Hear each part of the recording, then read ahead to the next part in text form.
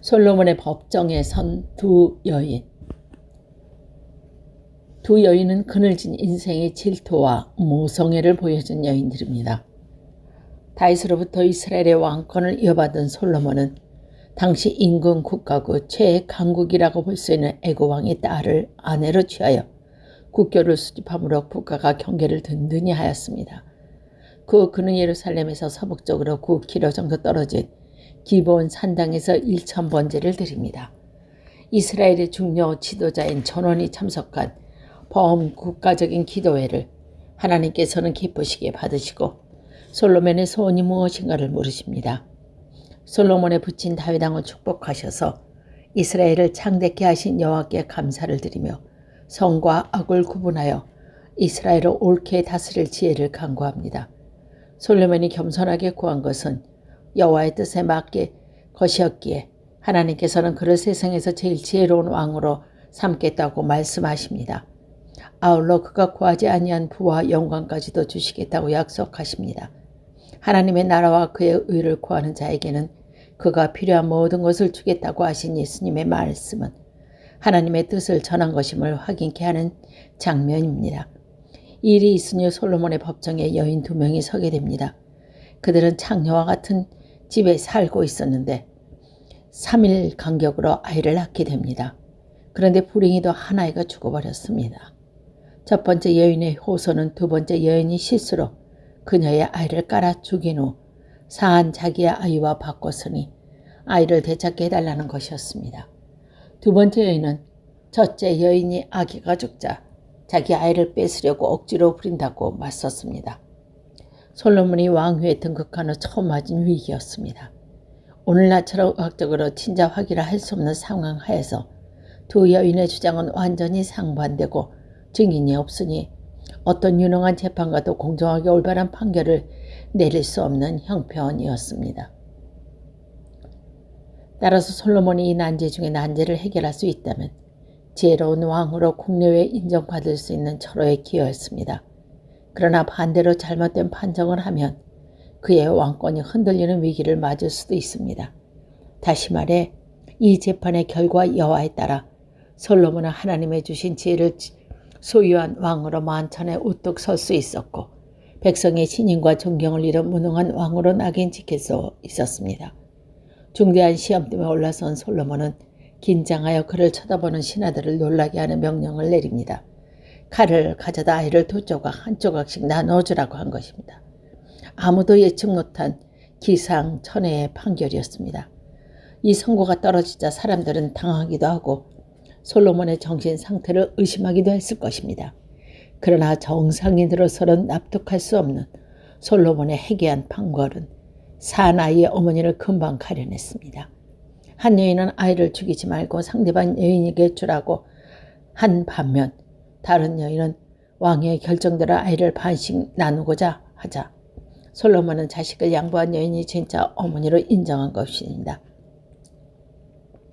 이 재판에서 보인 대담성과 인간의 심리를 꿰뚫는 통찰력으로 솔로몬은 그 법정에 제기된 청원을 올바르게 해결할 뿐만이 아니라 그의 왕권이 흔들리지 않는 반석 위에 올려놓았습니다. 그를 내린 명판결로 백성과 신하들은 솔로몬을 절대적으로 신뢰하고 따르게 되었으며 원군 각처의 국왕들이 그를 지혜 앞에 머리 숙이게 되었기 때문입니다. 솔로몬의 법정에 섰던 두 여인은 창녀였습니다. 사회적으로 억압당하고 인간적으로 멸시받던 것이 당시 여인들이었음을 상기한다면 장녀들이 어떤 대우를 받았을까 쉽게 상상할 수 있습니다. 그야말로 짓밟히고 천대받고 인간 대열에 낄 수 없었던 존재가 그네들이었을 것입니다. 그런 그녀의 가슴에도 모성애는 살아있음을 보여준 여인이 사한 아이의 어머니였습니다. 그녀의 아버지는 누구인지 모르는 불행한 아이를 낳았지만 그로 인해 슬퍼하기보다는 태어난 성물을 소중히 여기고 사랑했습니다. 그러기에 그녀는 심사 고약한 동료가 가로채 그녀의 아기를 되찾기 위해 솔로몬의 법정의 문을 두드렸던 것이었습니다. 솔로몬은 친자 백성들을 사랑한 왕이었기에 사회의 암적 존재요 밑바닥 인생을 사는 창녀들의 친자 확인 소송을 직접 주재했습니다. 증거나 주인이 전무한 상황에서 그는 아이를 반으로 쪼개 나누어 가지라는 명령을 내리므로 두 여인이 품고 있던 모성애와 질투를 구별해 내었던 것입니다. 하나님이 주신 솔로몬의 지혜로 빼앗길 했던 아이를 되찾은 여인은 비록 천한 몸이지만 사랑으로 인내하며 진실하게 살아야만 인생의 최후 승리자가 되고 있음을 말해주고 있습니다. 반면 시기와 질투에 사로잡혀 깨어진 인생의 길을 함께 걷던 친구, 사랑하는 아이를 빼앗겼던 여인은 거짓된 삶의 종착역이 어딘가를 보여준다고 볼 수 있습니다. 솔로몬의 법정에서 두 여인의 가슴에 숨겨졌던 거짓과 진실이 드러났다면 그리스도의 심판대 안에서 인간들의 삶 속에 남긴 발자취는 얼마나 선명하게 드러날 것인가.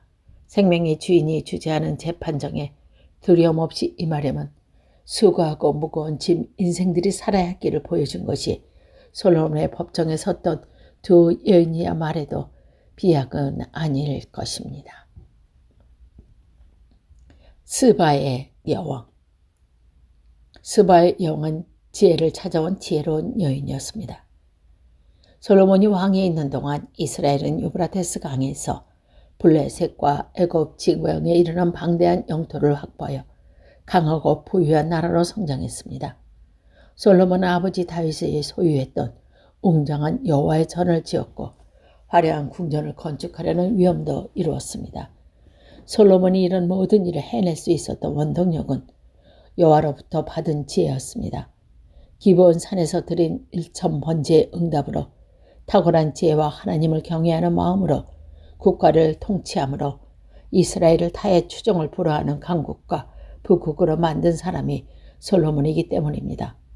원군 각처의 국가들이 이런 이스라엘의 우호 관계를 원하며 조공을 바치기 시작했음은 당연한 일입니다. 이때 솔로몬을 찾아온 특별한 여인이 있었으니 그녀가 스바의 여왕이었습니다. 스바는 이스라엘에서 2000km 떨어진 아라비아 남단에 위치해 오늘날의 예멘으로 추측되는 나라였습니다. 스바의 여왕이 솔로몬을 찾은 이유는 그의 명성을 듣고 그의 지혜를 시험하기 위해서였다고 성경은 기록하고 있습니다. 그러나 형군의 통치하에 급진적인 경제 성장을 이루며 막강한 군력을 과시하는 이스라엘과 국교를 수립하고 무역 협정을 맺음으로써 자국의 번영을 꾀하는 정치적 계산도 컸을 것입니다. 어쨌든 여자의 몸으로 험하고 멀고 위험한 사막을 횡단하여 몸소 이스라엘을 방문하고 그녀는 현명하고 용감한 결단의 여인이었음이 틀림없습니다. 예루살렘에 도착한 스바의 여왕은 웅장한 성전, 화려하고 화스러운 궁궐, 막강한 국력, 솔로몬 왕가의 놀라운 영화와 부귀 앞에 압도당해 버렸습니다.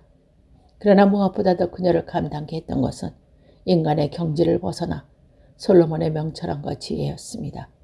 뇌성처럼 들려오는 솔로몬의 지혜가 어느 정도인지 알고 싶기도 했겠지만 그녀 자신이 총명한 여인이었기에 자기가 솔로몬보다 높은 지혜를 소유하고 있음을 확인하고 싶었는지도 모릅니다. 그렇다면 그녀는 먼 길을 오는 동안 솔로몬을 시험할 여러 가지 방안을 생각했을 것입니다. 그러나 막상 솔로몬을 만난 결과 스바의 여왕은 솔로몬의 그녀가 소문을 듣고 생각한 것보다 갑절이나 명석한 인물임을 발견하게 됩니다. 스바의 영이 솔로몬의 위대함을 인정하고 그 앞에 머리에 숙일 수 있었음은 그녀가 참된 지혜를 깨달을 수 있는 능력과 그것을 받아들일 수 있는 겸손한 마음을 지닌 여인임을 말해줍니다. 더 나아가서 스바의 영에는 솔로몬이 소유한 근원을 찾아낸 진정 현명한 여인이었습니다. 솔로몬의 영광을 목도하고 그의 놀라운 지혜를 확인한 스바의 여인이 당신의 하나님 여호와를 송축할지로다. 여호와께서 당신을 기뻐하사 이스라엘 위에 올리셨고 여호와께서 영영 이스라엘을 사랑하심으로 당신을 세워 왕을 삼아 공과 의를 행하게 하셨도다. 라고 고백한 것은 그녀가 멀리 먼 길을 힘들여 온 참 목적을 달성했음을 의미합니다. 스바의 여인은 솔로몬의 개인의 지혜를 본 것뿐만이 아니라 지혜의 원천인 하나님을 발견하게 됩니다. 이 사실에 근거하여 솔로몬과 만난 후 스바의 여왕이 여호와를 섬기게 되었다고 생각하기도 하지만 성경엔 그런 기록이 없으니 추측에 불과합니다. 허나 이방신을 섬기던 스바의 여왕이 솔로몬을 만남으로 지혜의 근본이 여호와임을 알게 되고 그를 찬양하게 되었음은 솔로몬이 지혜와 성령으로 충만한 영혼을 소유한 왕이었음을 증명해주고 있습니다. 스바의 여왕은 본래의 목적대로 이스라엘과 우호 관계를 맺고 고역의 문을 열었으며 솔로몬은 참으로 슬기로운 왕이며 그 지혜의 근원은 하나님임을 알게 되는 기대 이상의 성과를 거두어 떠나갑니다. 본국에 돌아간 여왕이 어떻게 살았으며 어떻게 백성을 다스렸는지는 알 길이 없지만 그녀 이스라엘 방문은 진리이신 예수 그리스도를 만나려면 어떻게 해야 하나를 보여준 의미 있는 것입니다. 지혜 사람 솔로몬을 찾아 일국의 왕이 몸소 2,000km나 되는 장도에 올랐으며 진리 자체이신 그리스도를 만나기 위해 우리들이 감당 못할 희생은 없을 것입니다. 예수께서 심판때에 남방 여인이 일어나 이 세대의 사람을 정죄하리니 이는 그가 솔로몬의 지혜의 말을 들으려고 땅끝에서 왔음이려니와 라고 말씀하신 인간이 진리이신 그리스도를 찾기 위해 가져야 할 태도를 가르쳐 주신 것입니다. 솔로몬의 환심을 사서 이스라엘과 국교를 맺기 위해 값진 선물들을 낙타 등에 싣고 온 스바의 여왕이 우리에게 전해주는 메시지는 자명합니다. 강대국의 왕을 만나기 위해서도 정성 어린 예물을 마련해야 한다면 왕의 왕 예수께 우리의 몸을 거룩한 산 제사로 드리며 그리스도의 십자가를 지고 그를 따를 준비를 해야만이 하나님의 선하고 기뻐하시고 온전하신 뜻을 이루어 드릴 수 있음은 스바의 여왕은 분명하게 보여주고 있기 때문입니다. 지혜를 사모하는 마음 때문에 정치적, 경제적 목성을 달성할 뿐만이 아니라 지혜의 근원이 여호와 하나님께서도 알게 된 스바의 여왕은 예루살렘 행은 주를 따르는 무리들이 걸어야 할 삶의 이정표를 남겨준 것이었습니다.